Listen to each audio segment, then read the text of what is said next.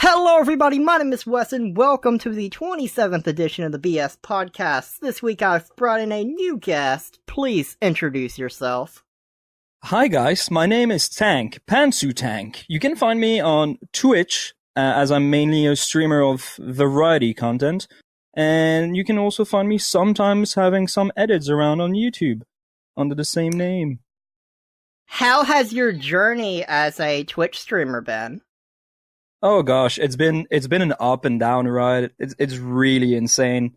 I originally did the change because back then when I first started, I was way more centered over on YouTube, and I thought that doing it the old way was still working, and because I wasn't really good at editing at all. And then I've realized that streaming might have been easier for me. It's more of a direct reaction towards everything, and it also kind of covered my lack of editing. So it started a bit bumpy with me not knowing a lot of stuff, but since like the 2 years and a half now that I've been rocking it, I've been learning a lot of stuff. So ultimately, it's been a really good ride, and it's been really nice. That is the interesting part about content creation. Like, if you start out with videos, it's one thing on the outside to watch a video by, let's just throw out the biggest name with PewDiePie and what he does. But then if you want to do it on your own, you suddenly realize, okay, you have to be the performer, the video editor, your own graphic designer. You need multiple skills and various widespread things in order to make it work. And it's a lot to take in at first. And yeah, the thing with it, and I've heard a few people talk about it lately, is that the live streaming stuff is a bit more compact as an experience, and also it's an instant reaction to what you're doing. Like, as you mentioned right now, like when you do a YouTube video, creating the video, well, just like recording the part is just a single small fraction of what it actually is. While streaming is your job, let's call it that, starts when you press the live button and ends when you press like the go offline button. So there is a limit of time in which you're at work, and it's the one you decide to have, and it's always just the video because there isn't really sort of much more going on after that. While on YouTube, as you mentioned again, like there's the editing, there's just making sure that everything's fine, getting the recording. It takes 5 times more for a video that could be in the end just 15 minutes while I could have been streaming for 3 hours nonstop. absolutely, and that's one of the frustrating parts, especially with how the YouTube, for example, how YouTube is when it comes to growing. It's just, you need to learn all these skills, but at the end of the day, that only matters a little bit. If you don't get lucky and the algorithm take you places, don't matter. Yeah, there's that to be worried about as well. Like on Twitch, again, you only have to worry about the moment. On YouTube, you don't know when you're going to be demonetized if your content that you've worked for is not going to be viable for stuff. So there's so many rules and bits and stuff that YouTube edits in their own like guidance lines, guidelines, and it's jumping around left and right, and people are just, one day they're having a channel, the other day everything's gone because everything got demonetized, and now every owner is getting an extra cent in their pocket. Yep. And what I like about Twitch when it comes to how they do things is you have the lineup of games, and it's like, okay, what if I want to watch someone play this game, so I see who's streaming that game, and you have the options of whoever is playing that game. And it's much easier than, with it being live, there's only going to be so much competition, especially depending on what game you go for. If you go for a bigger name like PUBG, obviously there's going to be more competition compared to if you decide to play some game from 2009. Yeah, there's a lot of things that Twitch does right, but ultimately they also do a few things that people are still waiting for. But luckily, like the biggest question back then was, when are we going to get new search tools for the directories? because it's always classified to that one section, which is most viewed channel on top, like most concurring viewers on top, lowers Yep. on the bottom. Yep. They've announced that I believe, TwitchCon Europe a month or two ago, where they actually are releasing those tools now so that you can finally classify them to your likings. So people are going to be sort of relieved about it, which is nice, but at the same time, I'm sure that the community is going to still find a way to say that it's unfair that it don't have the viewership, because it's always a thing that keeps spinning around, and it's always been like that. It's always gonna feel unfair for the people that aren't benefiting from the current system, and the fact is, you can't please everyone, no matter what kind of thing you do to help. Like, you could do a randomizer and be like, okay, instead of it being top viewed for this game on the top, or what have you, top channels at this time, you could do a randomizer, you could do a press this button and go to a random channel or whatever. But at the same time, people are still going to pick issues with all of these things because it doesn't directly benefit them unless it does. Mm. Yeah, it's and for interesting. me, I want them to keep it as uncomplicated as possible. I don't want it to be like YouTube where there's not a winning strategy. It's just hoping to get lucky. I don't want it to be that. Well, there Twitch needs to be logic behind it. There's a thing though, it's that there always has been a winning strategy on Twitch. The only problem is that it changes about every hour. Because again, it's linking to a thing that I'm always like realizing, and it's the way the internet works and the way stuff becomes trendy and doesn't anymore. It's a thing can happen, and you're gonna be probably top viewer for like a day, an hour, one half of your stream, and then the next day you're back to just the normal stuff you've been pulling through like since the beginning. I've had a friend of mine a long time ago, I'm not really talking with anymore, sadly, that actually had, for example, been rated by Boogie2988, and it was a big step for him, and there were like 400 people watching him, and it was his moment of being some sort of trendy, and he was like, holy crap, that's a lot of people, and they started following, etc. And then all of a sudden, the next day, he still pulled his usual like 10, 12 viewers.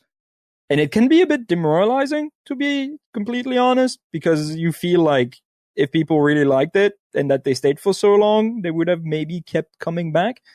But at the same time, it's such a weird variable, because there's one thing that YouTube will always do better, and it's that content is available after the fact. On live streaming, your VODs are up, but the chance that someone that watches you on Twitch goes back and watches your videos on demand are so low. And that's because Twitch is made for people that want to watch live content. It's because they want to bring out their voice to the content, and that the creator that's in front of it will usually, depending on what you're trying to interact with, will react to it and have a chat with you. So it's like on a way more personal level. It's a bit of a couch situation where you're just chatting with friends, basically. But at the same time, while I do agree with everything you just said, a big thing that streamers need to keep in mind is how you're portrayed. Whether that be, do people look at you as a streamer and like when that person got the Boogie 2988 raid, was that person looked at as, oh, this is a person that streams PUBG all the time, for example. Hypothetical, I don't know what channel you're talking about, so that's just hypothetical. But, and then it's like, if you're only interacting with the chat, and that's supposed to be what draws people to you, there has to be something more than the basics. It has to be, you have to have that extra personality that draws people in, and I'm not saying that whoever does or doesn't. I'm just saying that if the strategy is just to engage with people and play the game, I don't think that's the winning strategy. But it all goes down to what that person wants to do with their stream. Some people, aim to be number one. Some people just aim to make some money, and some people just aim to have fun. That's the good part about the platform. Yeah, it's a thing that is really nice. The one thing also with Twitch, I feel, is that the joining curve to have somewhat of a potential in like the mainline stuff, just like, let's say, just playing games, is way lower than YouTube. Because right now on YouTube, what I feel is bringing more reaction out of people is content that is of way higher production, or that has like some sort of a budget. So people might not be into watching you just, I don't know, have a chat, like a chat for over an hour. Absolutely. It's really weird to explain, but they want like a high quality, high production. So that's why you have like channels like, I'm going to throw like Couch Up, for example, or the H3 podcast and stuff like that, that has a high production value. And if you want to join the line in there on YouTube, often people will want you to have like the best of stuff, the best editors, the best everything. And it's really hard to integrate into it. While on Twitch, I feel like people are a bit more on the softer side with it. They will enjoy a really like good sounding voice and such, but ultimately it's going to be the person that's behind the microphone that matters the most in some regards.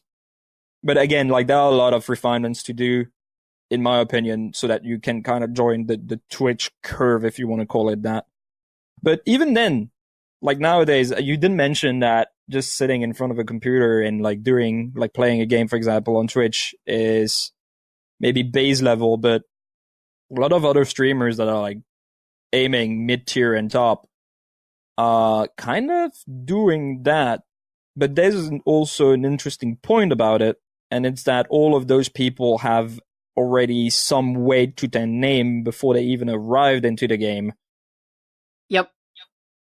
So a lot of people go from YouTube to Twitch or what have you, and that gave them the momentum early on to where they didn't really have to go through the same grind to get the same result. They had that early advantage.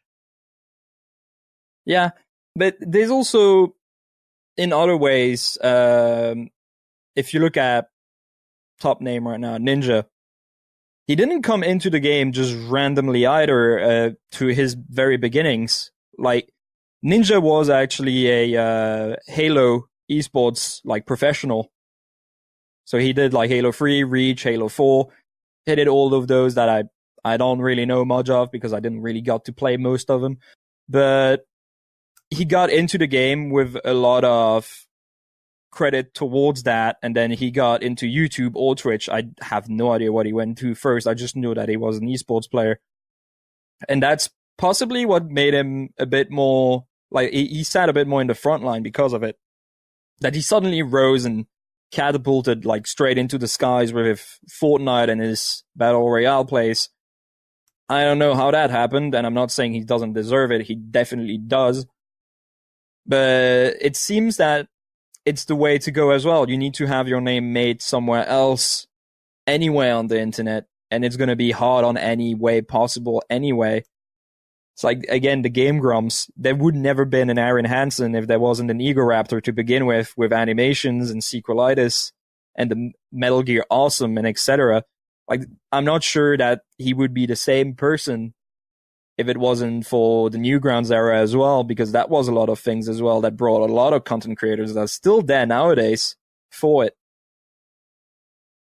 Absolutely. And another big thing, if you don't have an established name at all from anywhere else on the internet, when you're headed into Twitch, I'd say two of the biggest things is you need to have a schedule.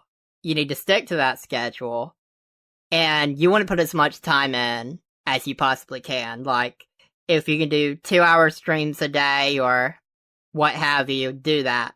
But if your plan is to do like a 4-hour stream weekly, I personally don't think you're going to see a very fast growth compared to if you can be like, oh, I'm going to do 5 hours every day.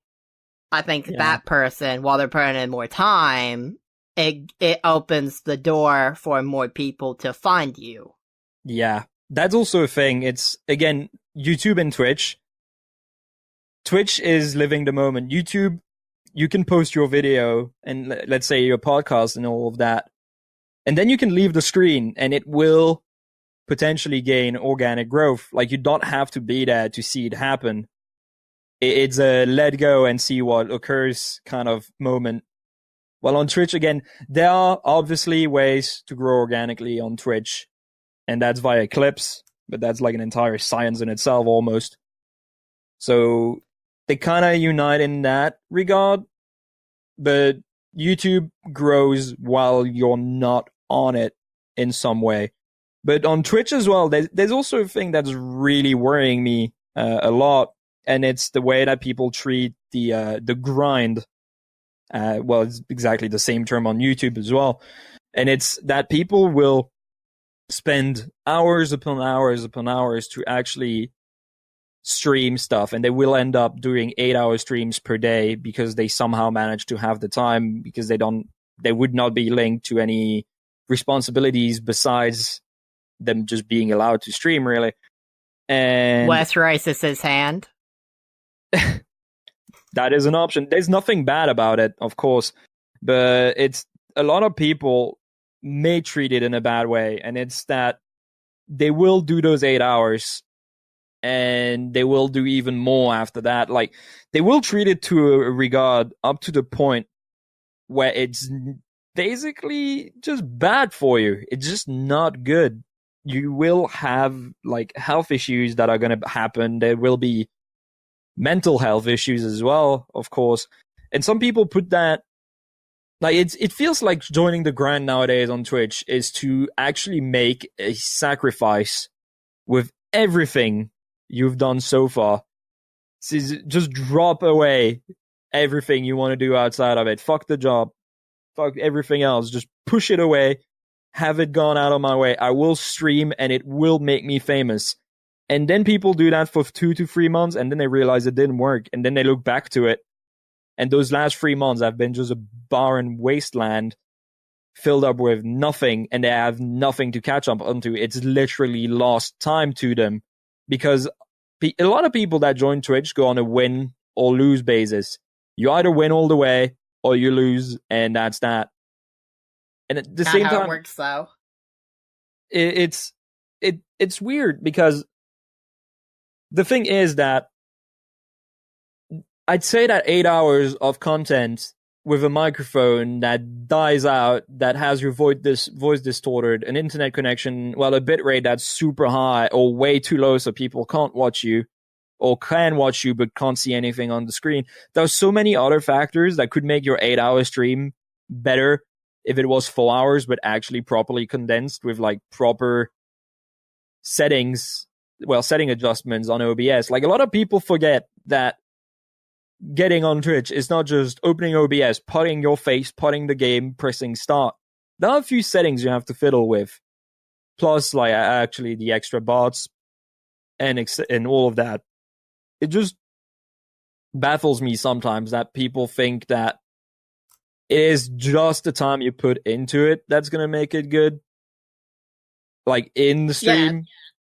There's a lot of factors that people need to consider and need to plan out ahead of time, and then be like, okay, what am I gonna do?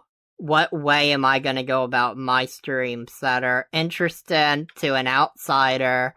And over time, and by over time, this isn't a 1 week, 1 month, 1 year thing.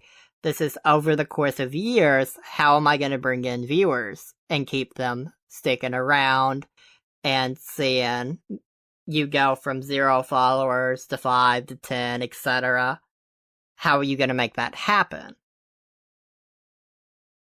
Yeah, it's really just pretty much that. It's just that nowadays as well, like with every social media aspect, well, video aspect, YouTube, Twitch, whatever, the entry, call it entry fee in this case, would be just to have, even now, like just the PlayStation 4, an Xbox, not the Switch yet, as far as I know, because it doesn't handle live streaming in device yet. But getting the gear up to actually do it nowadays is so much cheaper. And I feel that also is why the high production value is also a thing now. Because back then if you did back then, I said, like, I don't know, I'm going to record myself playing World of Warcraft for 25 minutes and completing a quarter of a raid, let's call it that. People will watch it because there's like everybody's shit. Everybody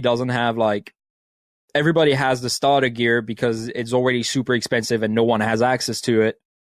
So you don't have that much content to compete with.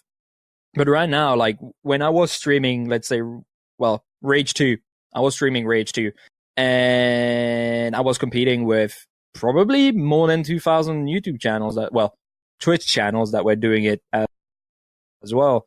So there's that constant competition, and nowadays it's just been every day it's rising more and more. So every day it's going to be maybe a tiny bit harder to make it through. And I feel like we're approaching maybe another era of stuff rising all the way to the top, and then it's going to mellow down again a bit, and it's going to just repeat the cycle of people just filtering through to a new eye or trend and taste for the upcoming month or year. Absolutely. So, moving away from Twitch, I think we've covered that nicely across. More than enough. How do you feel about the Final Fantasy VII Remake? Ooh, the question. So I'm going to preface it right away. I'm one of those persons that played Final Fantasy VII. Congrats. I played just the first disc. Because when I was a kid, I asked a man that had the game if I could borrow the game, and he gave me only the first disc, and I felt pretty cheated upon. I'm also one of those people that played it way too young, so when the timer came up in the Mako factory, I started crying and turned off the console. It took me another 2 years to actually turn it back on and actually play the game. The remake, it's been a while. Last time we've heard of it, I think, was 2016. If I'm not mistaken. They released a trailer last week that it was interesting to me, and this week we found out that it's going to be, it's been reported that it would be before, but it was more of the confirmation that it's going to be episodic release, as some games have been lately, and it brought up the question is, assuming it comes out during the PS4, Xbox One generation, how much more effort will they have to put in to re-release it on the PS5, which is quickly coming? That isn't a 2019 thing, but I think it's safe to say that next year we will see the PlayStation 5. So, if you release the remake this year, you have to not do it an episodic release, of course. Unless you had a transfer from save data that would allow you to go from PS4 to PS5 and all of that since the PS5, I think it's supposed to be backwards compatible with the PS4. Yeah, it's been stated as such so far, but no official source has granted it yet. But you're right. I forgot about the episodic release thing, but last time we heard of it was the first time we heard of the Final Fantasy VII remake, it was in 2015. I just checked it online. It's approaching 4 years soon, because it's like just still on the edge of a few months away. But I like the idea of bringing back Final Fantasy VII, because it's finally going to bring out people that never played it but still say that it's their favorite Final Fantasy to actually go out and play it. Obviously, it's not going to be the same exact experience, because it's going to be a active battle style like Final Fantasy 15 or Final Fantasy 15 or Kingdom Hearts like. And I find the idea of making it an episodic release extremely weird if it's like absolutely confirmed, but we're going to know more about it next month. That's the sure information we're getting, given that the teaser was stating that there's more to come. But I'm scared, because it took them 4 years to bring out this trailer that we got. just a week ago during the state of play. And if they still come up at us and tell us, yeah, it's still going to be episodic, people are going to be weirded out about it. We all know the story already. Everybody knows that X person dies, X person does this. There's one situation where you end up with a lot of very bulky, strong men, and etc., etc. And the idea of making it a episodic release is just strange to me, because there's so many things that you can also take apart. Because there are bits in the game, the open world traveling will feel weird if you go to a bit that's like, no, you can't do that. This is for the next episode. And if not, they're going to fracture the free roam map, and they're going to fracture maybe even the golden saucer, which is even weirder because you could get a lot of stuff out of that. Just so many factors, and it's already a told story. Imagine just playing the next Mario game, but it's a remake of the very first one, which arguably every single one is the remake of the first one, is just going to be in parts. Like, you're going to, this month, you're going to only be allowed to play the first world. After that, nah, can't do that. You're going to have to wait a bit longer and such. I really hope that Square Enix is not going to do a mistake making it episodic. Either way, I know that people will play it.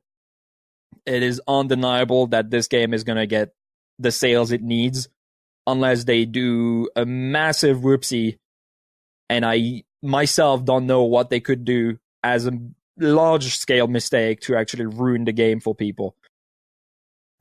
I feel like, from my perspective, which is slightly different, is I've played Final Fantasy VII recently, for the first time, but I didn't get far into it because old games don't hit my bare minimums. Mm-hmm. That's generally just how it is. Like, it's unfair, I understand, but I absolutely hold a 2019 lens, and it's not like I don't need 100% super expert graphics on a 1990 game. Mm-hmm. But there are a few things I do need in Final Fantasy VII. One, the beginning of the game rushes you, and I really hate that. Yeah. That turned me off, and then it just didn't hook me immediately. Mm-hmm. So I look forward to the remake because it will. From the trailer, I can already see the bare minimums are absolutely hit in every way. It sounds good. It looks good. I can only assume the controls are going to be better. I can imagine. Yeah. And I absolutely hate the combat thing that Final Fantasy VII and a few of the other Final Fantasy games from like 6 and 5. I'm okay with turn-based. I'm not okay with, you need to attack before they attack. I like Pokemon-style turn-based, where you can take your time and think about it. I don't like how some of the Final Fantasy games have done it. I'm not a fan of that system. Yeah, I get what it makes me feel... I get panicked and rushed every time, and I feel like I have to mash the button every time and not put much thought into it. Yeah, you're right. I know what you mean. It's a thing that has, like... Still a lot of Final Fantasy games do that. You're not wrong. Well, the last ones I've known to do that was 13 and 13.2. I don't remember if 13.3 does it. Well, Lightning Returns, and I'm not sure if I want to think about it, because that game's a nightmare. But yeah, it's a very stressful thing. I know that World of Final Fantasy allows you to have the Pokemon-style turns, but it also allows you to have the Final Fantasy-style combat. But the combat, I'm pretty sure if you ever had the chance to play a Kingdom Hearts game or Final Fantasy 15, you will probably have a lot, if not every single similarity of that battle system be ported over to 7. I'm really excited for it regardless, and I still need to play the original as well. But I'm sure they're going to do fine. I think the remake is going to be important, that you don't need to disrespect the people that played it when it first came out, but at the same time, you need to do enough to hook in the next generation or the people that missed it because they were just a little bit too young. Like, I'm 21, and Final Fantasy VII is just old enough to have missed me. Mm-hmm. Like, it was just right before my peak getting into gaming. Yeah. So it missed me completely. So it's important that it can hook everyone from my age, or, I mean, some people went back when they were my age and played it, but the younger generation, it needs to make sure that it can hook them and not disrespect the people that played it when it first came out. And if it can do that, then it's good. And the episodic thing, I enjoy episodic things when it comes to a Telltale game or Life is Strange. Mm-hmm. I've not played a more open world RPG game that was episodic, so I don't really have an opinion going in if that's a good or bad idea.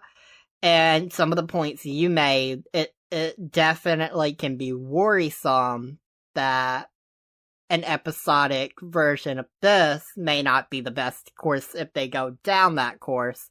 We will see, though. It'll be interesting to find out next month what they're going to do. Yeah, it's going to be really interesting to see the actual reveal and have the real information.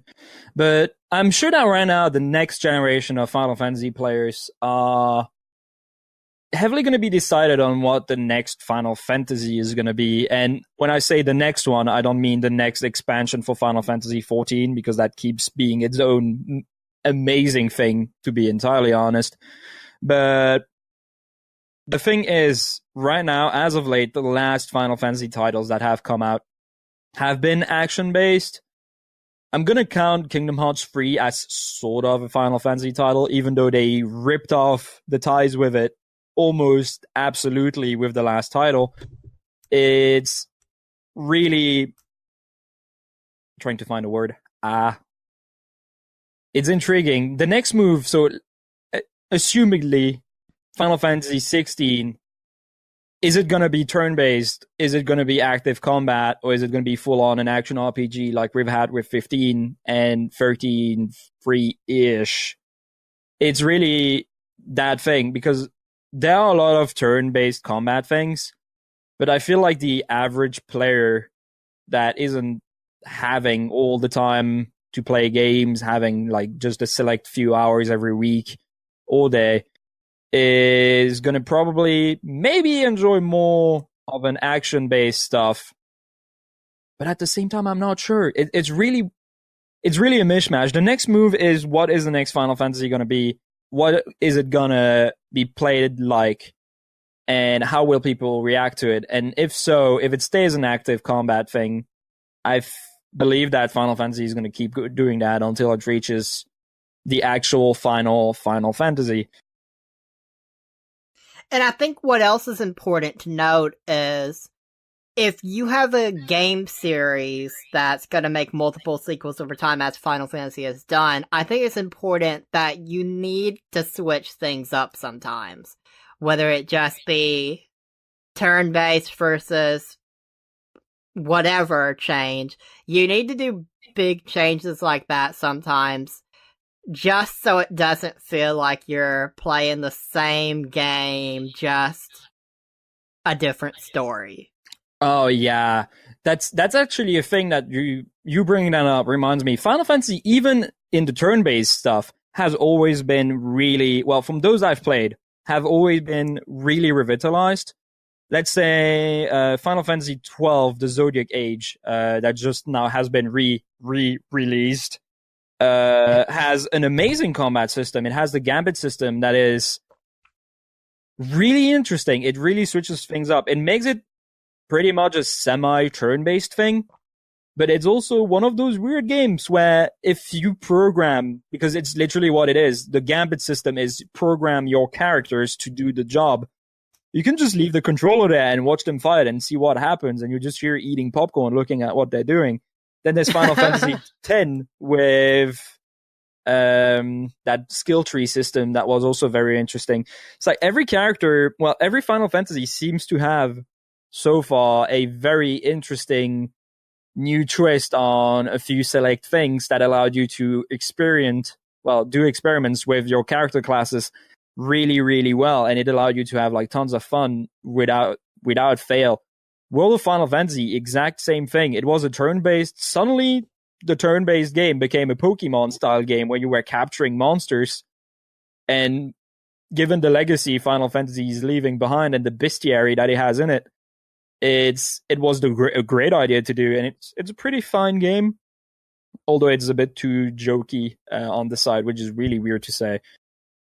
Yeah, every Final Fantasy does it differently. As far as I know that probably the ones I'm going to hit soon, which is all the ones before 10, is going to be interesting to see if I can find like differences and such, because I'm playing through all of them just to find out how it became what the changes were made for the time.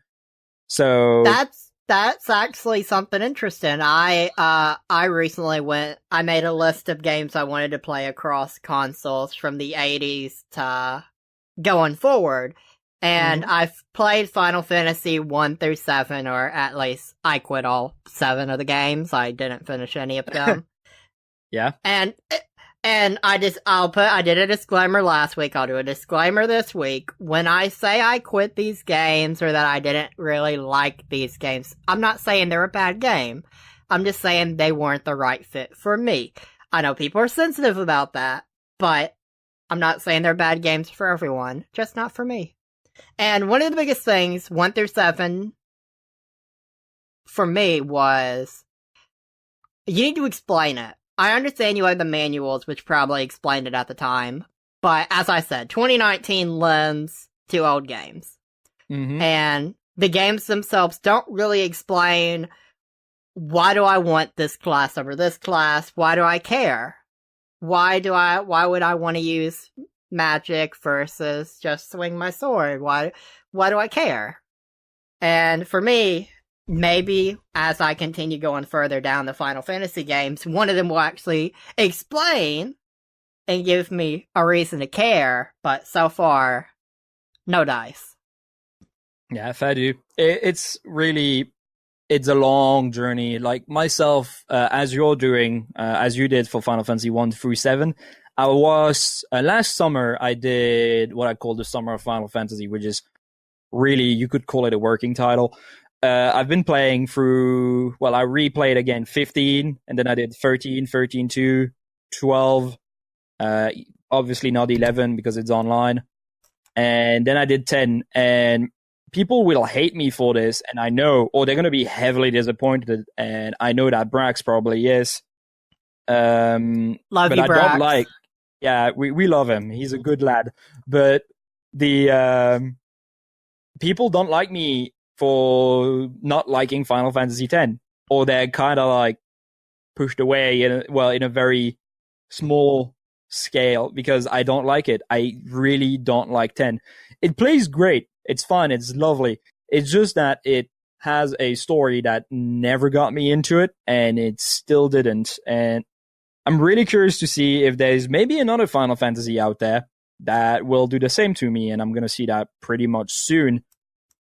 But as far as I know, in my books, there isn't another Final Fantasy game with an intense love story into it. Besides maybe 7, like that's the only hint I have in my head. Maybe 7 has that. But the Yuna and Titus thing has always been super forced in my perspective, which was always really weird to have seen. Like, I really didn't enjoy a lot of the writing in it. It still has its few golden moments, but I actually quit it because the narrative was really not motivating me to actually move on forward. Which is weird, because I've played some games that required me to have a lot more motivation, even if the story wasn't even standing up. Makes sense. It's interesting how some games you can just really get into, but then there's just a few quirks that another game in the same series will do that just turns you off. Mm-hmm. So it'll be interesting to see how you feel about the early Final Fantasy games, and if you're more tolerant and more not quit them in the first hour and a half like me. Yeah. It'll be interesting. So, Netflix will arrive at E3 2019 for a panel called Bringing Your Favorite Shows to Life, developing Netflix originals into video games. Afterwards, it was confirmed that Stranger Things 3, the game, will be just one of the games that will be shown off by the company at E3. Stranger Things 3, the game, was announced back in December, and it was revealed recently that the game will be arriving on Sony's PlayStation 4, the Nintendo Switch, PC, the Xbox One, and mobile devices on July 4th of this year. However, one game announcement isn't enough for Netflix. Netflix says that there's definitely more to come, meaning that even more games based on Netflix originally produced shows and movies are coming soon to a console or PC near you. Netflix has also made it clear that they are looking to develop more interactive experiences off the success of its Black Mirror film, and it's also rumored that Netflix will be reviving the Telltale Stranger Things video game, which was cancelled suddenly due to the disclosure of the studio behind the game. How do you feel about Netflix wanting to dive into video games off their original series? It's really interesting, but I'm actually pretty interested in it. I'm not a massive Netflix user myself. I did watch Black Mirror with my mom when I came back in town not that long ago. It's not the best show to watch with your family. It has some very awkward moments and I stuff watched like Game that. of Thrones with my mom. Yeah, I did that too. Like, it's totally fine. It's intriguing. The Bandersnatch, which was the Black Mirror interactive movie / game, I have not experienced it, to preface it with that. But when you say the Stranger Things game, do you mean the pixel art one? Just to confirm, or is that something I'm not aware of? Because there is a Stranger Things game that's been shown every now and then, but it was always like a pixel art style game. I don't know what Stranger Things 3 the game is supposed to be. I haven't personally viewed anything of that, but I do know that when it comes to the Telltale game, it was just going to be your generic Telltale version put in the Stranger Things world. Oh, yeah. The Stranger Things 3, the game, is actually what I thought. It is it's like a top-down-ish style, a bit like pixel art-y. It's still pretty, like, it looks really nice. And yeah, it's an upcoming beat-em-up game. So that's what I thought. I'm really intrigued by the Telltale style game, because I'm sure that people will keep an eye out for that. It's one of those games that I feel are pretty nice as an additional experience for people that have interest in a series and so on. I say that while I still have not played the Telltale game for Game of Thrones, but I'll take my time with it. No rush. Telltale ain't really making any more money off of it, so yeah. Well, they already had my money when it came out, so they'll still have that cash. They'll still have that to, I don't know, do what. But yeah, it's intriguing that Netflix goes and tries to make games out of their originals.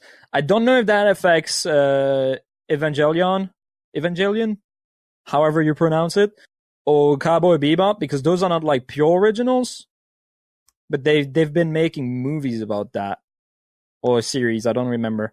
They had announced that. It'll be interesting though. It'd be interesting what actually happens. It's really an intriguing thing. I'm sure that it's. I am certain of it. The true gamers out there will be probably spitting on that game or expecting a lot of it. So, given that Netflix is making big money, supposedly, people will expect a Witcher 3 style experience, almost.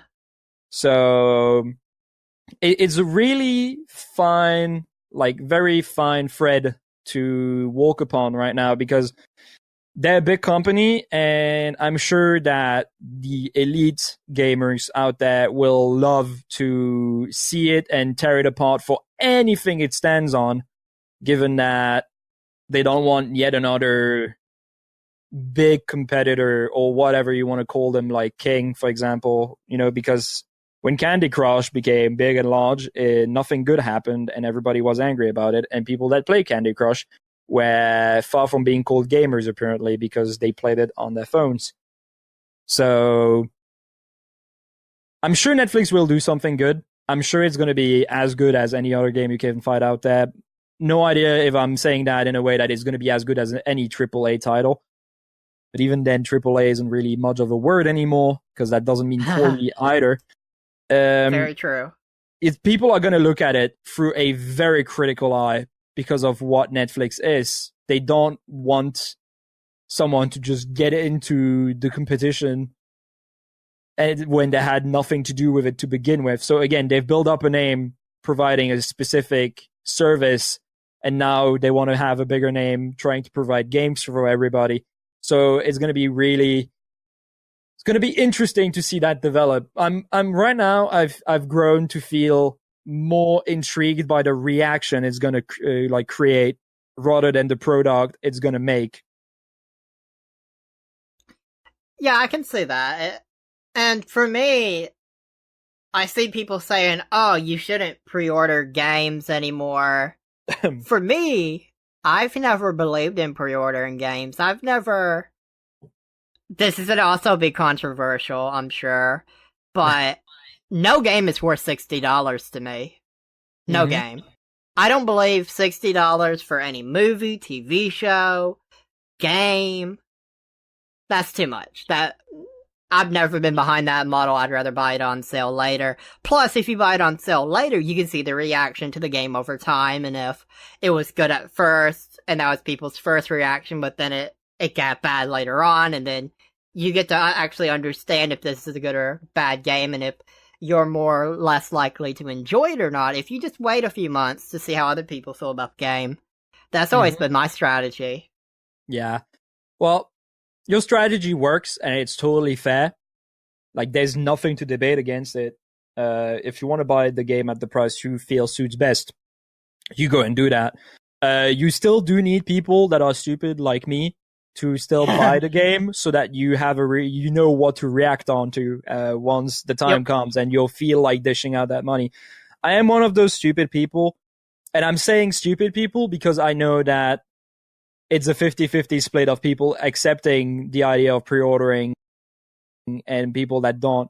To be completely honest, I love collecting stuff.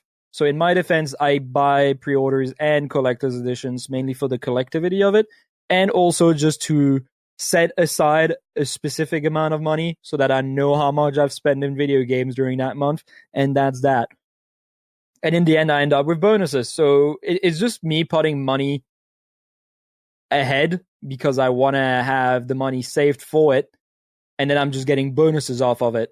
After that, the collector's editions and all that stuff, it's just a collecting aspect. People love collecting stuff, some people don't. I'm fine dishing out an extra bit of money just to get, let's say, the Borderlands 3 loot box edition, like the giant crate thing. Well, I said a little bit of money. That one might be a bit more on the expensive side, but we all do mistakes. We all do. I think the important part is if you work for your money or what have you, how you spend your money is your business, and it isn't for other people to judge as long as you're not spending money to hurt others. Yeah, it's basically that. It is just that. Like, they say that in a way, pre-order culture kind of makes developers lazier, but to anyone that thinks that, you're all insane.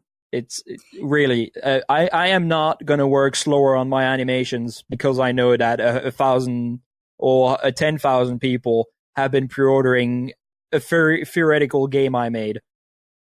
That's not going to make me work slower. That's going to make me work faster and stress out even more because I have a forward idea of how many people are actually waiting on this game and play it as soon as it comes out or a day after.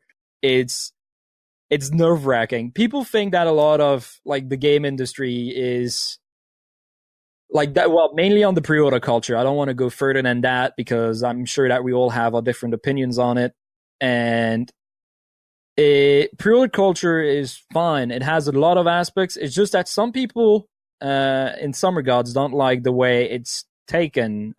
Some things that became, well, that were standard back then are additions now, like cheat codes, for example, because now having cheat codes in a solo game is almost unholy to do. Right now, for example, Rage 2, which came out 2 days ago on the 15th of this month, was actually having a collector's edition, which I have, and one of the bonuses in there was actually cheat codes for the game. It's a weird bonus. You would have expected to find that out in the game by, I don't know, inputting the Konami code or anything like that. But no, it's there in a setting, but you had to pay extra money to actually have access to it. And that's the bad sides of pre-order culture. But a lot of people do it right, while a lot of other people do it wrong. Absolutely. And you going on about Rage 2 actually brings us to another topic I had in mind on what games have you been enjoying this month? Has Rage 2 been an enjoyable experience for you? Ooh, Rage 2. So I finished it. I finished it yesterday on the 16th. The game came out the day before. It's a really interesting game, and it has. Some people came up to me and told me, "Oh, this is basically Doom 2016, but in open world, and you have vehicles." And I would say that if you only watch the combat and stuff like that, there are some similarities into it. Obviously, Doom has its own like signature execution kills and all of that, which would have been lovely in Rage 2. But Rage 2 is 7 hours long. It has 10 main story missions that are like maybe a few minutes, 20 to 30 minutes each. And that was really sad. Because the game has a system with 3 different factions, and I'm not going to spoil the game, that's for sure, because some people might want to experience it. But there are 3 different factions that you have to level up doing various things on the map. So if you found a data log to read bits of the story of X and Y person having a conversation, it will level up a certain faction. If you secure a certain point, it will help another. And if you go murder massive giants or outposts, you will get yet another faction leveled up. So you have to reach level 5 with each faction, which I did before even getting to those factions themselves, which is really weird. And that took me, maybe 2 to 3 hours. And then the rest of those 8 hours that I took, which was 5 or 4.5 hours, were just story missions. And then was that. The story is not good. It introduces characters, kills them right away, like almost a mission after that. So if you do all the missions one after another, compacted in one go, it sucks. It just sucks. If you do it separated a bit, maybe it hurts less to see a character being introduced and then get killed, like the mission after. And in the end, it's a fun game, but really, and I press on it, do not spend $60 on it. Like in this case, your point is right. It is not worth $60. I bought the collector's edition. Luckily enough, with the memberships I have at my selected shops, I managed to get it for £20. So it would be $26 maybe, which was worth its price. And I got the physical extras with it, which I'm happy about. And it's fun to play. It really pushes towards you going in the open world and completing every point of interest, but it's maybe not for me because I came into it with a story in mind, and I was like, I hope there's some development and we get introduced to cool characters and have all that to do, but no, nothing. The only stuff that happens in between is just you doing nothing to see factions leveling up until you come back to them because they suddenly are interested in you again. So definitely a wait, full price drop kind of deal. For me, for the games I've played since the last podcast, I've quit a few games, but I'm not really going to go into the majority of games I quit in the last week. I'll just go over the 2 big games for me. Spyro the Dragon on the PS1. Played it. I've played it before as a kid. I have more distinct memories of 2 and 3, and I think I know why. The first 2 worlds of Spyro the Dragon flew by, super easy, super fun. But then they started adding super gliding and just the requirement that you need every dragon, even if a few of them are extremely frustrating to get. And Treetops wasn't my breaking point, but it opened my eyes to the flaws in the controls of the original Spyro the Dragon. Mm-hmm. I didn't feel like a lot of my deaths, and I had a lot of game overs across me playing Spyro the Dragon. I didn't feel like it was 100% my fault. And I think there's a big difference between if it's just me personally being bad at the game, I'm okay with that. But I feel like a part of it was also because of just how the controls are and how they mechanically had it, and I'm just not a big fan of that. So I didn't finish Spyro the Dragon, and at the time I was kind of disappointed I didn't finish Spyro the Dragon. I thought it'd be the first game I actually completed on this journey. But story-wise, it just doesn't do anything to hook me. So it's not really that big of a deal. But the second game that I'm still playing, I haven't quit it. I don't want to quit it. I haven't even really got frustrated with it. Is The Legend of Zelda Ocarina of Time on the Nintendo 64. I'm playing that for the first time, and I'm really enjoying it so far. I'm not too far in, but it's interesting so far. It has an actual story to hook me in and get me engaged. So we'll see if I actually finish that or not. Mm-hmm. I've never played Ocarina of Time. Now that I think on that, neither did I play. I played Spyro when I was a kid. I do remember playing it on the GameCube, and I remember there was a level with like aliens. I think I'm gonna sound insane if there wasn't. I'm gonna sound insane if there wasn't one in one of the three Spyros. But I do remember that scaring me when I was a kid, and now I stopped playing it forever. I think there was another game I played recently which I really enjoyed, but now that I think of it, the only game that really stood out to me so far has been Monster Hunter, Resident Evil 2, and Devil May Cry 5, which this year have been consuming most of my time on the side, with maybe a bit of Call of Duty Black Ops 4. And people may hate me for that, and I don't care. I still play those because I have fun with it. There really aren't too many outstanding games this year so far, but I think that Capcom is totally nailing it. Capcom is on a redemption arc right now. Like, they had a couple bad years where things were going downhill. Resident Evil 6, I believe, didn't get over well. Yeah, it and really one didn't. of the other ones. And so they've been trying to make up for that by doing what they've done in the past, like 6 to 8 months or what have you. And I think they're doing a really good job. I think they're trying to redeem themselves and really make up for their couple years of disappointments. Oh, yeah, it's definitely going to be that. They're already rocking it. So last year, a few years ago, they brought out Resident Evil 7, and it's passed through as a great Resident Evil title. A lot of people loved it.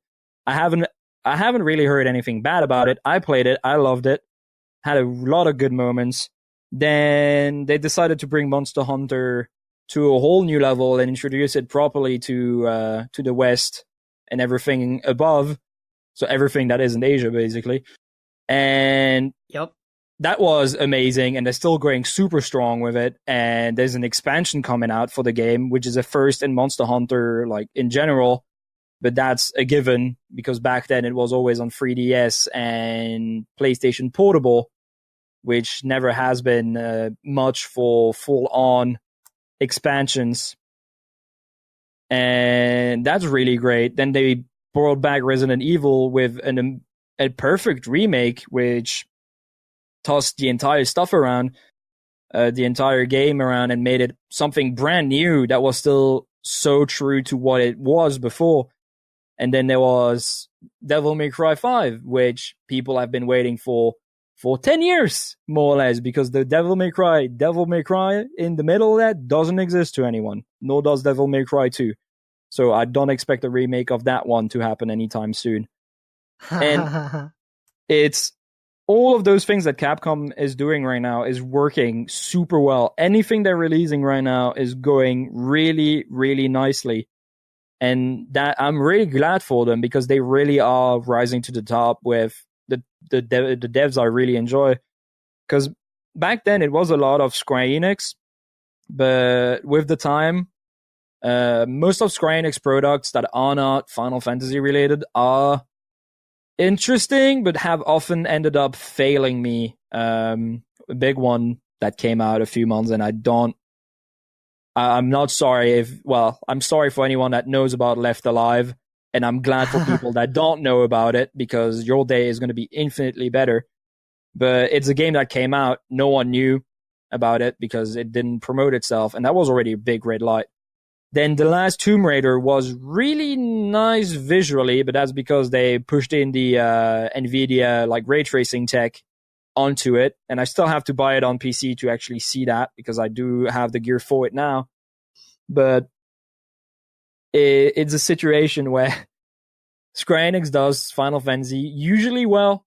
There's always a group that will fully hate it. There's always a group that will fully love it, and then there's a few people in between.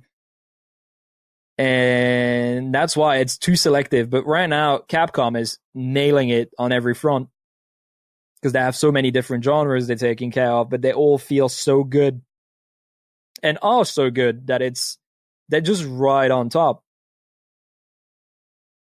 Absolutely. So, I think that's actually a good segue into my next question. So, how much of a percentage of something out of 1 to 100% has to dislike a show, movie, or game before the people that made it should seriously consider redoing it?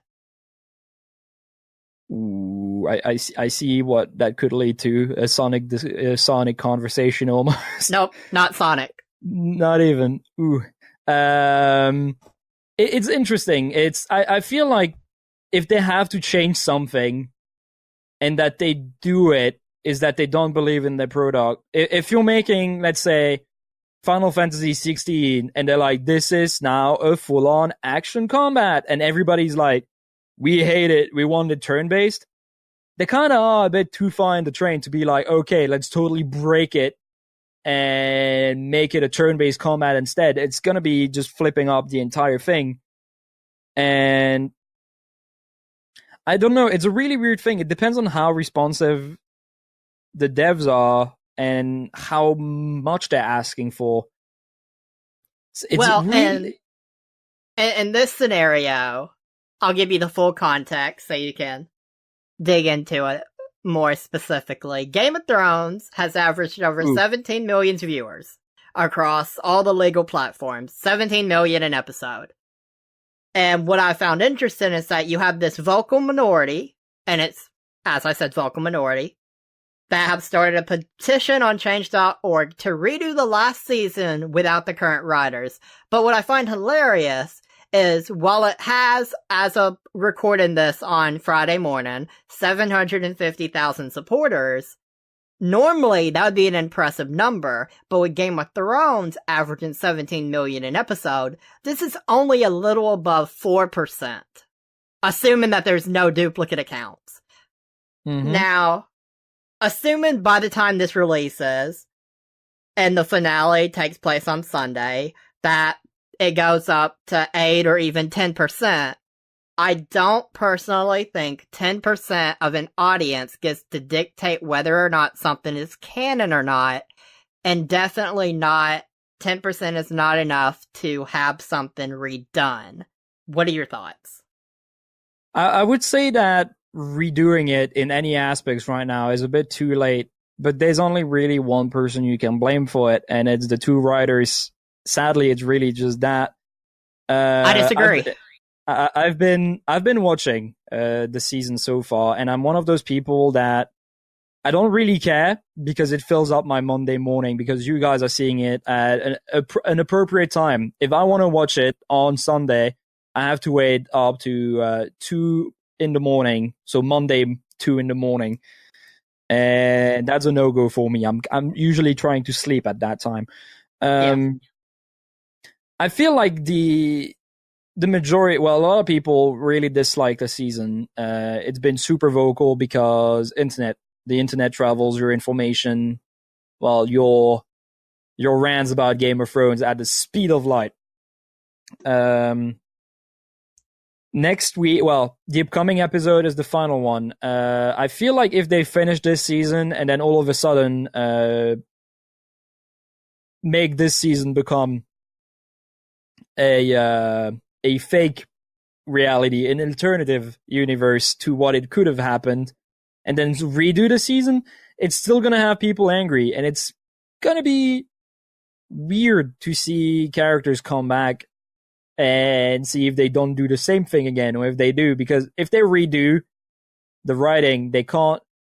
Wouldn't it feel lazy to keep stuff that's already in it, and just duplicate some events? That'd be weird. But I'd say it'd be nice to have the thing remade, but I don't think that people realize how much work there is behind it. For me, I feel like, first, I don't want them to redo it, personally. I feel like if we wasted money to watch the last 6 episodes for nothing, that's a waste of money, and I don't appreciate that at all. That would annoy me. It is very expensive. I will agree, there has been some flaws with the last season, and I'll do one spoiler. So, spoiler warning. Anyone that's complaining about Danny suddenly turning into a bad person hasn't been watching the show carefully. They have been building this up since season 2. This is not a sudden thing. If you think it's a sudden thing, you haven't been paying attention or you're extremely biased. I am sorry if you don't like that, but that's a fact. They've been building up to it since season 2. Now, I will say there have been flaws. The Three-Eyed Raven, the fucking Night King. But the thing is, I don't blame the 2 writers of the show. I blame George R.R. Martin, who is never going to finish the books. And once the show started making money, he never intended on finishing the books. And he's not finishing the books. So, why do I blame the writers of the show that are trying to do the most with what they can? They're just trying to finish the rocket when the person that had the rocket idea and was building the rocket left. So sure, it's easy to blame those 2 writers, but I blame the person that left. That's actually a good point. See, I don't have any look into the books themselves, and again, I'm sure that the majority of the viewers for Game of Thrones do not have it either. And that's why you could see that my point could be replicated by a lot of other people because they don't know about that kind of stuff. So it's one of those situations where people don't know the implications of why it turned that way. But I feel that even then, if George R. Martin could have actually had at least a look in the script, and I don't know if he has, it would have been maybe better, but who knows. The season has had a lot of weird bumps, and obviously, as you mentioned, if people didn't see Daenerys going mad, they have not watched the show properly, because it's not really one of those weird things where it's like you don't fight the Dothraki on like an open field, kind of like hint, like small nudge to what would be actually happening later on. It's just that people didn't pay attention, or that they've watched a show, well, that they've watched that episode when it first came out, which was a while ago as well. That's another thing to take into account. But the thing Very with true. Daenerys going mad is a thing that was standing there and is as big as the Red Keep. You can't miss it. It's a thing you would have seen coming. I feel that people are maybe a bit weirded out about it, because she kind of went from 0 to 20 and then straight up to 100. Because when she started burning people, but then all of a sudden she burns the entire city, like the entirety of it. And that's maybe the change that people were weirded out about. But to be fair, every season of Game of Thrones, her solution to a problem has been to use her dragon to burn it. Yep. That's been her solution every season. That's her default. Yeah, it's interesting. A lot of her decisions have somewhat been brutal.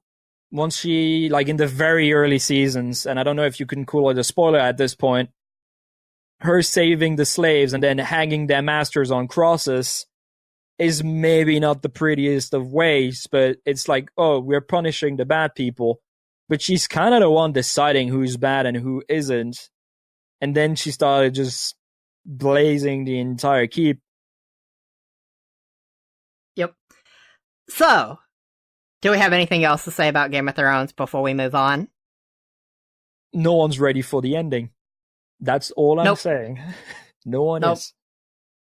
The Walt Disney Company's takeover of Hollywood continues, month after completing the purchase of 21st Century Fox, which came with a major stake in Hulu. Disney had made a move to acquire the streaming service outright. As of Tuesday morning, Disney completely controls Hulu. Disney and Comcast announced a deal on Tuesday, giving Disney full operational control of Hulu going forward. This takes place immediately, though Comcast still owns 33% of the streaming company. The two companies have entered what is called a put/call agreement, which means that there is a 5-year tentative contract in place. As early as 2024, Comcast can require Disney to purchase NBC Universal's 33% ownership stake. Likewise, at that time, Disney could require NBC Universal to sell that stake at fair market value. Another big piece of this puzzle is the streaming rights to all of NBC Universal's content. In addition to the put-call agreement, Comcast agrees to stream all NBC Universal content on Hulu until that 2024 time period. Many of Netflix and Hulu's most-watched shows are poised to leave the services between the beginning of 2020 and 2025. Netflix's $100 million deal to keep Friends exclusively on its platform ends at the end of this year, and Stevenson, who owns it, wants it on his network streaming service. Say goodbye to Friends, Netflix subscribers. Other shows like The Office are also probably leaving Netflix as Comcast and NBC Universal gear up their own streaming service, which is set to launch next year. And as the Wall Street Journal reported last month, the three companies launching new streaming services have created TV shows and movies that make up nearly 40% of the viewing minutes on Netflix. And another thing to add on to this is there was a poll done, and it's, when it comes to Netflix, the people that are most likely to leave Netflix when stuff gets removed is the 18 to 29-year-old bracket. And they've determined if they were to lose The Office, Friends, Marvel movies, Disney shows and movies, they could expect a 49% drop from that age group. That's the max that they could see, but even if they only lost like Friends and The Office, they're still expecting approximately a 30% drop in that category. So if they were to get these things removed, that is going to be a major chunk from that demo. That's really, really massive. That's a big drop, but I feel like we're getting into a point where the amount of streaming services are gonna multiply over and over again. So Yep. we have services out there. So there's Netflix, there's Hulu, there's, I believe it's less known, but it's also a bit more specific, Shudder, which is the horror specific one. I get the idea, and I see that, their contract is their contract. I'm not a big user of streaming services, to be honest. Like right now, I'm subscribed to one thing, which is Now TV, which is the British one. And that's solely for Game of Thrones for this season, and then I'll never use the service again until maybe something else happens, and I'll resubscribe on it for a month, and then I'll watch it, and that's that.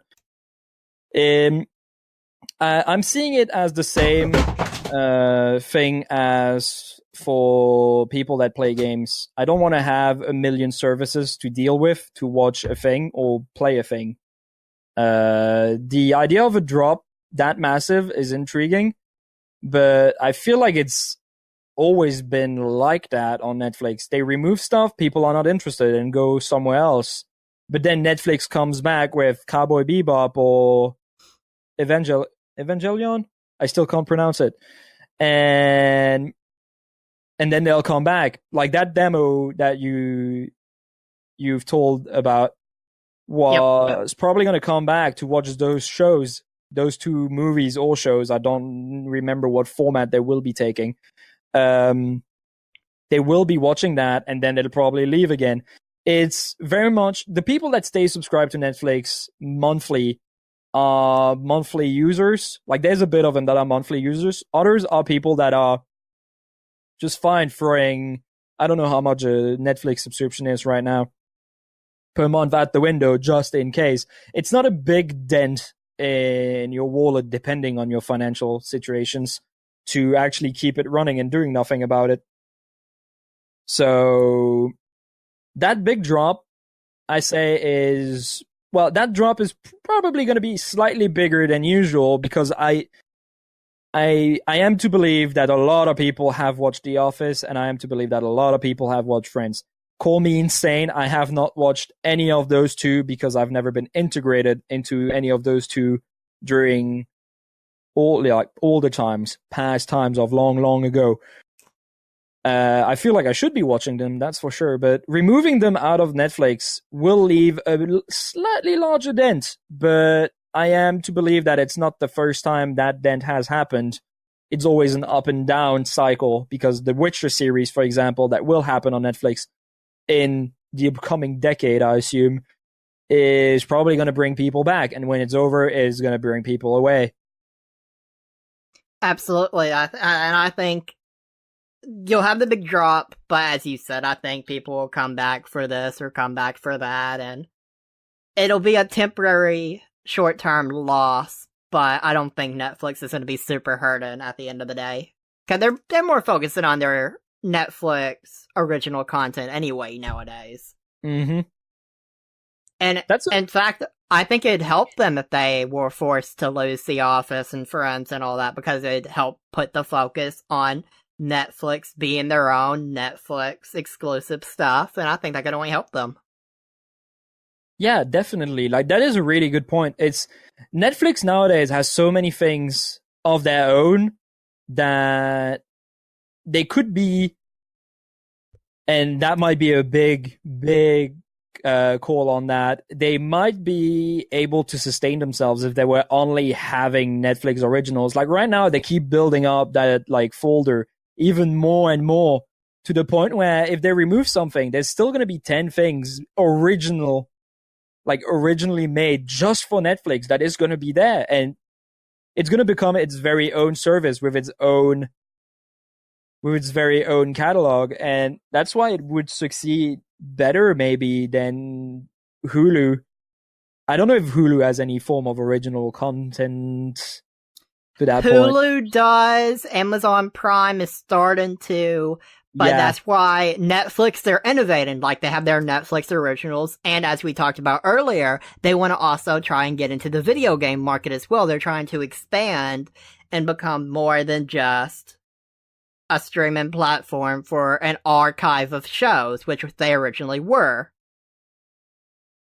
Yeah, that's they keep building on something, and so far I've not heard of a major letdown from Netflix. Like they keep losing. Well, they are removing shows, but they still have something that is like purely them. They're not just providing you a list of movies that everybody has made. They provide something unique to that platform, which is interesting. Now, that being said, if every platform starts doing that, that's going to make a lot of exclusive content. And I was really, at this point, hoping that there would be one service to show us all of that, which is the same here again. It's a bit of the approach that people that play video games on PC have been dealing with for a long time. We have those Uplay exclusives, the Epic Games launcher that's peeking at the corner. You have Origin, you have the Bethesda launcher, God knows what it's doing there. You have all those things left and right, and they all have their own thing, and it's annoying to have all of those because you have to remember all those things about those, and I'm sure that people are going to be annoyed the exact same way as we are for having such a separation of catalogs in every streaming platform. Absolutely. Now, going from streaming services, we're going to make a big leap here. Are you ready for this big leap? Oh, go for it. This is going to disappoint a lot of viewers. I know that this is going to be heartbreaking for some. Oh, God. A study finds penis extensions do not work. Procedures to make penises larger do not work, are ineffective and risky, and leave many men physically or psychologically scarred. Research reveals, with an expert saying they should almost never be carried out, and they carry a high risk of complications, including permanent numbness.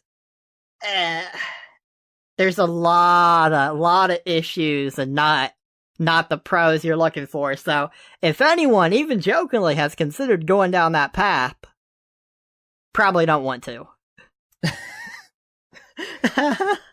That's a big leap. One that penis extension cannot make.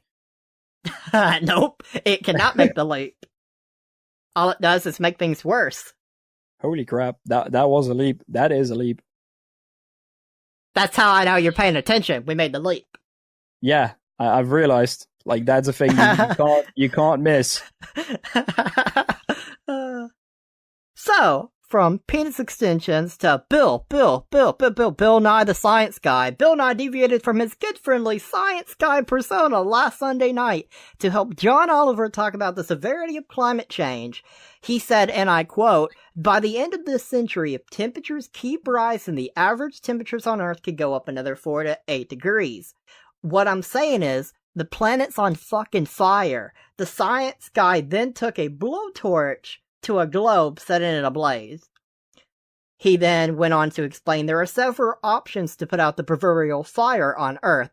Are any of them free? No. Of course not, you idiots. Grow the fuck up, you're adults now. As the globe burns, he declares, "I didn't mind explaining photosynthesis to you when you were 12, but you're adults now. This is an actual crisis. Got it?" And then John Oliver just said that, jokingly, he's absolutely on board with the Bill Nye the Science Guy gritty reboot. But what Bill Nye said, while it's not the normal Bill Nye the Science Guy routine, it's definitely it's a very important thing for the whole world to keep in mind. And we've, especially like with renewable energy, a lot of countries have been making good moves towards being better about that, but there's a lot of things that we need to change to help calm the fire. Yeah, see, I've never really, so you grew up with Bill Nye, right? In a way, Yep. Because it's a very American thing, or maybe we've had some of it in the UK. I'm not from all of that, so I've never been really familiar with his approach, but I've known that a lot of the recent things he said were always like a bit of a grittier, more like, the people I've told back then are still the people that see me now, and it's time to shake things up. It's really interesting. It's a really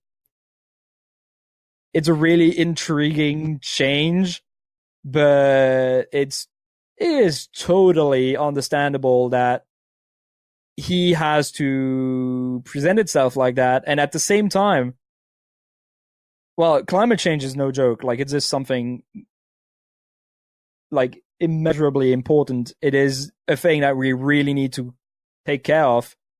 And how could I say that? It's easier for Bill Nye to reach people now that have been, in some terms, growing up with him, because they're like, oh shit, that guy I've been seeing on TV for 15 to 20 years has now told me to grow the fuck up and do something about it. Oh my god, I need to do that. I think it's absolutely hilarious. And it is Bill hilarious that the sudden, like, ring, like the ring of the bell, is just is a massive wake-up call to everybody right now. Yep. I really appreciate Bill Nye's tactic, because he's always been super family friendly for the majority of his career, and was one of the more entertaining parts of a science class when they showed a Bill Nye the Science Guy video. They were always at least entertaining by his way of going about things. But to make this leap over a super serious issue that needs addressing, I think it's an A+ tactic. Mm-hmm. It is a perfect tactic. That is to me the greatest wake up call that you could do, because it really reaches, in some sense, a tad bit deeper, because he's been providing you and other people with informations, with knowledge for years and years, and all of a sudden he tells you that, yeah, now we should stop joking about shit. Like, right now we're all gonna die. We're gonna be living on whatever's left. We're gonna start eating insects, which is fine. We are kind of trying to provide that into stuff nowadays. Like, there's like cricket flour and all that, plant-based meats. Yeah, and all sorts of that, like, of things. There are millions of options, but having him do the wake up call is perfect. It is exactly how, like, an alert should be brought up. It is important, and the one person that can reach you the best is Bill Nye, in a weird way, because he knows that, yeah, if you fuck up, the planet gonna blow up. Yep.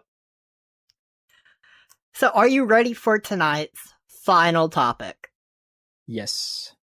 I said tonight's out of habit, because I normally do record these at night. It is currently 6:28 for me, and it's currently almost, like, it's 12:28. Close to, yeah, it's past noon for you, so your noon topic, I guess. Are you ready for a lighthearted game? You are about to decide the fate of these incredibly talented criminals. Are you ready for this important task? Go ahead. You're gonna decide what their punishment should be. You can either go a serious route, or you can go a more comical route. Either way, criminal number 1.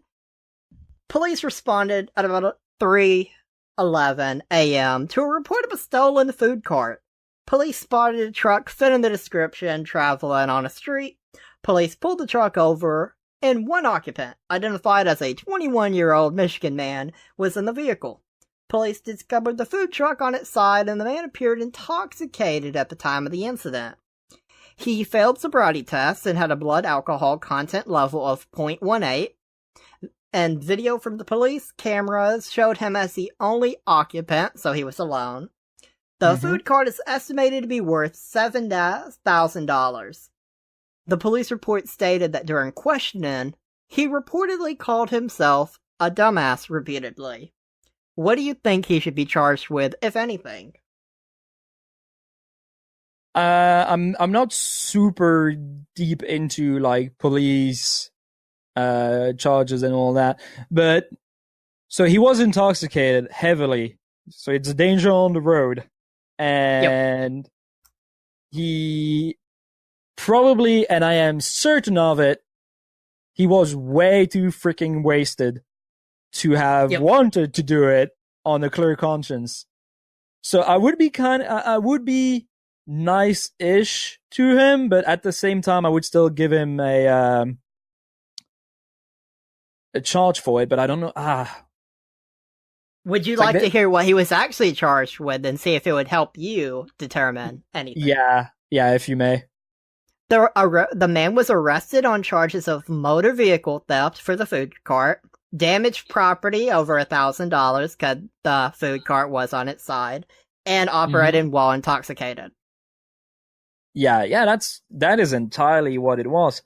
The part of theft at the same time, he was intoxicated, he did it, and I understand how he would feel saying that. It's like, as he repeated himself, he's a dumbass. He was absolutely wasted and went ahead and stole a vehicle.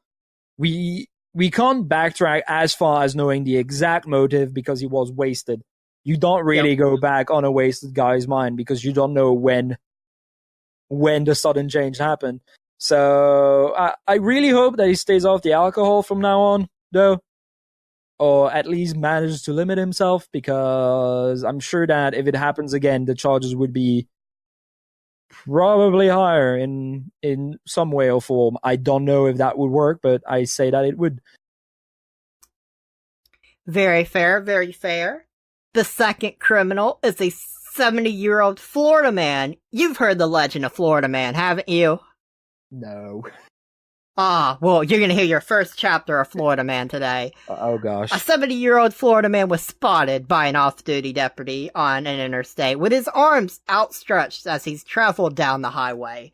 When authorities pulled him over and told him they had a report he was standing through his sunroof, he just said, I don't know about that. According to his police report, he told police he wanted to surrender because my wife treats me like a servant, and she's the mistress, and I'm tired of this shit.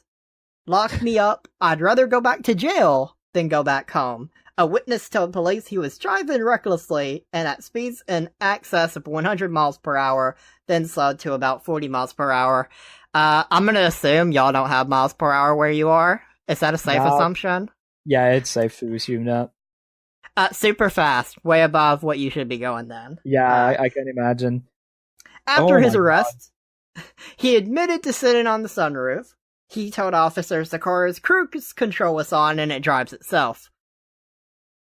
And, he said it had a giant computer in it, so he could sit on the sunroof while it did cruise control.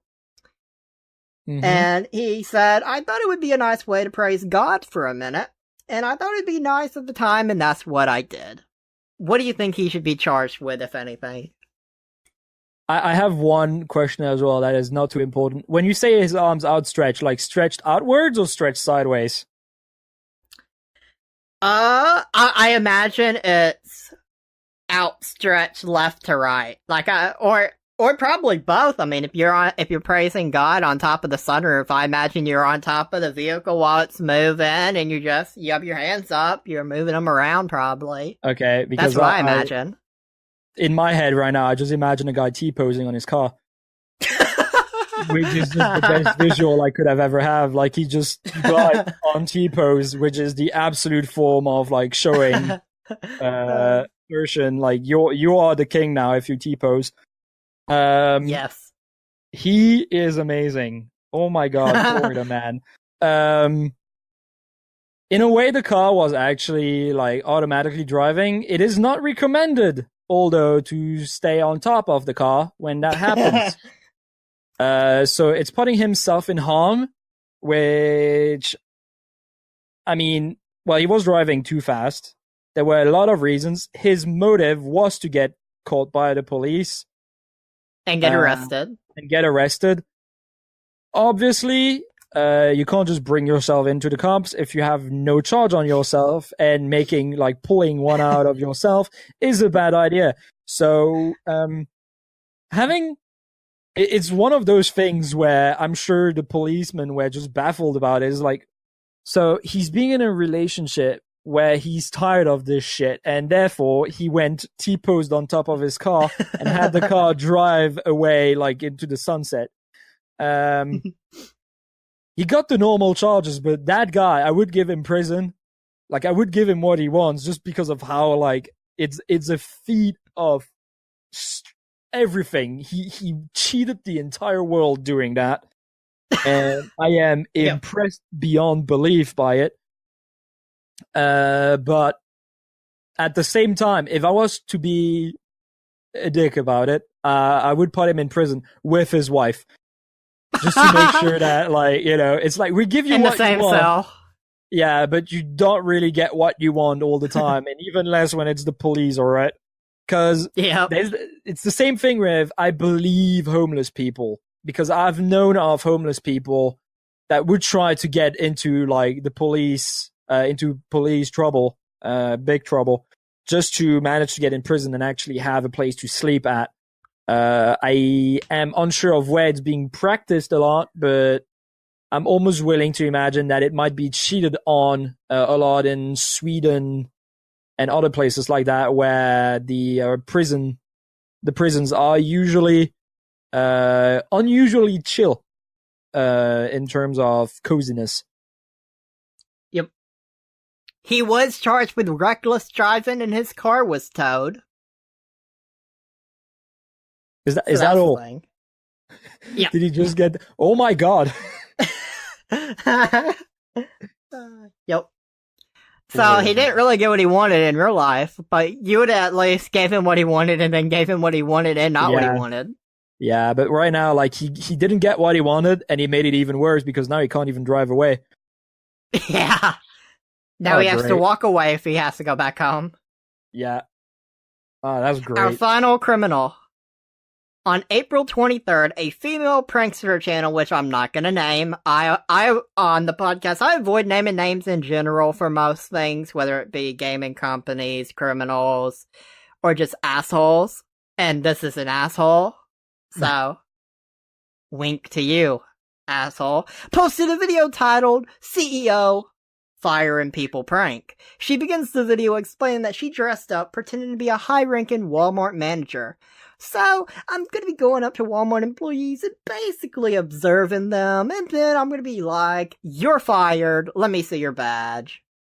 The video shows her going up to some employees, praising their work, and others saying that they're not doing a good job, and fires them. She then tells them it's a prank, but on the last clip, a woman she pretended to fire broke into tears. And the person that was fake fired said, really, I was really so crushed. I felt so little. I felt so powerless. She had worked for Walmart for 6 years, and at that very moment, because back home, she had a very good reputation because she was a professor, it just really hurt her. And she's originally from the Philippines, moved to the United States to be with her children and grandchildren.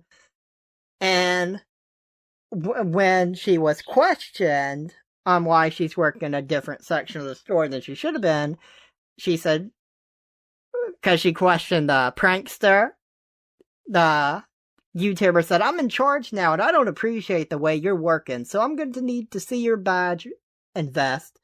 And as someone really secretly films the ordeal, the worker defends herself in her hard work and then breaks down into tears. At that moment, she had thought about her husband as she was crying, and her husband of 43 years recently had a heart attack and underwent a quadruple bypass. Her job covers his medical expenses and said that's why she was so upset. When the YouTuber backed down from her character and revealed it was a prank and that there was a cameraman, the YouTuber said, I'm sorry, don't cry, you're okay, I'm sorry, you're not fired, you're doing a really good job, and gave her a hug. In a statement, Walmart said the YouTuber and the camera person has been banned from Walmart. This prank is offensive and the people responsible are no longer welcome in our stores. We've taken actions on behalf of our associates, including asking YouTube to remove the video and calling their attention to the bullying nature of this hoax. Our associates work very hard every day to serve our customers. They do a fantastic job, deserve better than being subjected to such disrespect, and will continue to have our full support. The video has since been taken down from YouTube. So what should the YouTube prankster's punishment be? Get him off the way of YouTube. First off, I am really bad with pranking channels and stuff like that because I don't like the idea of pranks in general. Like you can have a funny giggle, haha prank in a video game. That's fine. Oh, haha, I shot you in the game. Oh, now you lost health. And that's that's my limit. You don't go around and do that. It just harms someone. It pushes them out of you push them out of their usual way and routine. And in this case, it's Walmart, and they're working hard and all of that. And there's always a prank will always land differently on everybody. And there will always be one person where you shouldn't be doing a fucking prank on, insert like a certain prank too. Perfectly, don't do any pranks. Thank you very much. That'd be the best. This is really not okay. It's never been, and it never will be. I feel like, and I don't know, I don't know to what extent I would charge them, but the ban from Walmart is just such a small thing compared to what it should actually be, because this is really, he went into into Walmart, infiltrated himself as one of the higher tier, like the higher ranking workers, and had that filmed. So it was a breach of privacy. Well, certain privacy, professional privacy, maybe, I don't know. Yep. And it's just so wrong on so many levels. And obviously, I can't ever expect YouTube to do anything about it, because they don't really do anything about it, ever. We've seen that over and over again, in some cases, in most cases.